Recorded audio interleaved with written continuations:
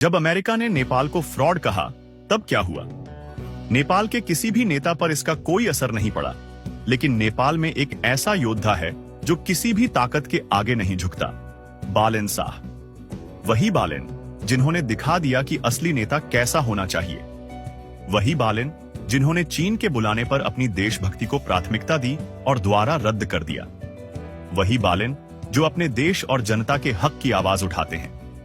वही बालेन जिनका नाम आज पूरी दुनिया जानती है।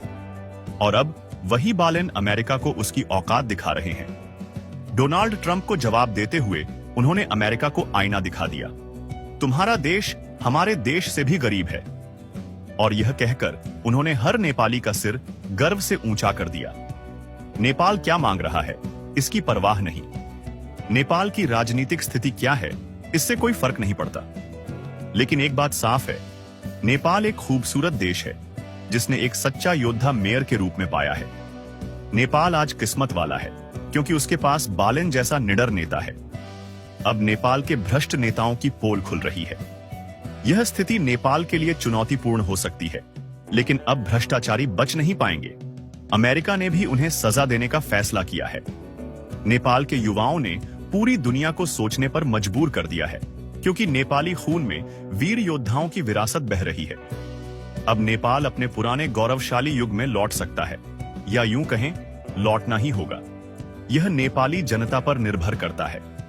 लेकिन अगर बालेन जैसे निडर नेताओं को चुनाव में जिताया गया तो कोई भी शक्ति नेपाल के विकास को रोक नहीं सकेगी। अब नेपाल में राजतंत्र की वापसी की चर्चा हो रही है। लोग फिर से राजा चाहते हैं, वही राजा जिनका सम्मान कभी अमेरिका भी करता था। जब राजा बीरेंद्र अमेरिका गए थे तो पूरे अमेरिका में सार्वजनिक अवकाश घोषित किया गया था। और आज वही अमेरिका नेपाल को फ्रॉड कह रहा है। जो अमेरिका कभी नेपाल के राजा के सामने झुका था, वही अमेरिका आज बेलगाम हो गया है। लेकिन बालेन ने डोनाल्ड ट्रंप को ऐसा जवाब दिया कि उनका पोस्ट अमेरिका में जंगल की आग की तरह फैल गया। हर अखबार के फ्रंट पेज पर बालेन की तस्वीर छपी है।